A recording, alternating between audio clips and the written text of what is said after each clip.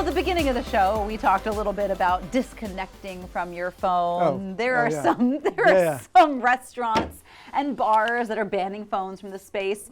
And maybe that could be step one in getting yourself a social media detox. And I think this isn't a new concept. They've talked about doing social media detoxes and that it is good for your brain before, but it can actually help your brain and mental health. A lot of people that blocked internet access for just 2 weeks. So not actually that long, but it feels like forever. 2 weeks seems like an interminably long time to not be with the internet. Better focus and attention, felt happier and less stressed, cut down on how much they spent online. Researchers say heavy social media use can lead to things like anxiety, depression, poor sleep, and constant comparison to others. The surprising part, though, was that the improvement from a short detox was so strong that it was likely reversing years of mental wear and tear from heavy screen use. They say that you don't have to completely quit to see some of the benefits. Even just cutting back a little bit helps. Once upon a time, I had made fun of my little brother because he used to play this game, World of Warcraft. And there is you can do a thing and it will tell you like how many hours total you've played this game. And he refused to put that in. He would refuse to look at it. He knew it was bad. He didn't want to know.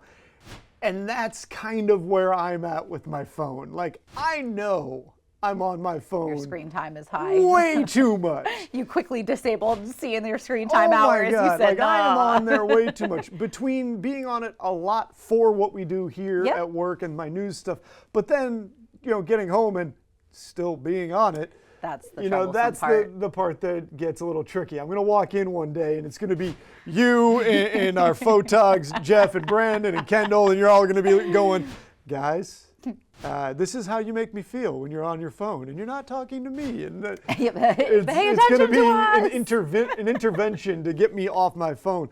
But I get it. I understand why it's so addictive, because you just constantly have new input. It feeds right into itself, yes. And whether it's good or bad, it feeds some little part of your brain that lights up. The only thing that kind of doesn't work is the most important things: nuanced, long-form discussion. Yeah, the internet is definitely where nuance goes to die. I mean, on almost any format except for, and I guess I'm a huge dork, but a lot of what I consume on YouTube specifically are like video essays and like critical thinking pieces, sort of just about either social media or, trends and things going on in the world around us.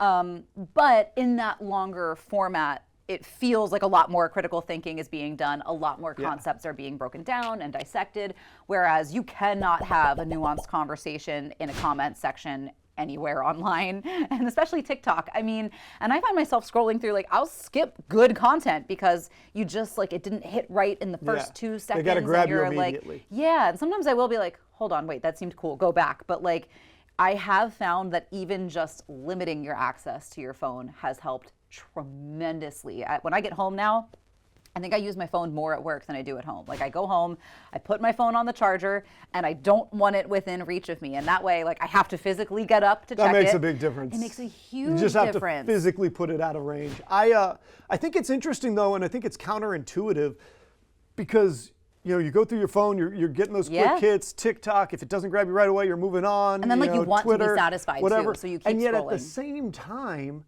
things like long-form podcasts and audiobooks have also gotten a lot of attention. Two things, I use both of those. That's true. It is weird that is sort of the nuanced, longer form, in-depth discussion about things. And that is getting a lot of attention at the same time that we're doing these other things where if they don't grab you literally the millisecond you flip on, you're out. And I don't know what to do with that dichotomy. Yeah, it's tricky, but I definitely find that, since I've been doing that, and it's probably been like 2 months now that I've been putting my phone on the charger and just like either turning the ringer on. So if somebody does need me, if there's an emergency, I am auditorily alerted to the fact. But I'm sleeping better at night. I do feel a lot less stressed when I wind down for my day, and it has felt a little bit like, oh wait, and I don't feel so attached to TikTok, where that was getting me so bad because you wanted to like end on a good video too. So like you would just keep scrolling, and I was like burning dinner sometimes because I'm scrolling through TikTok. I highly recommend distancing yourself from your phone a little bit, especially once you're home for the day. At work, we'll cross that bridge later. But we do have more Coast Life to get to, more fun coming your way.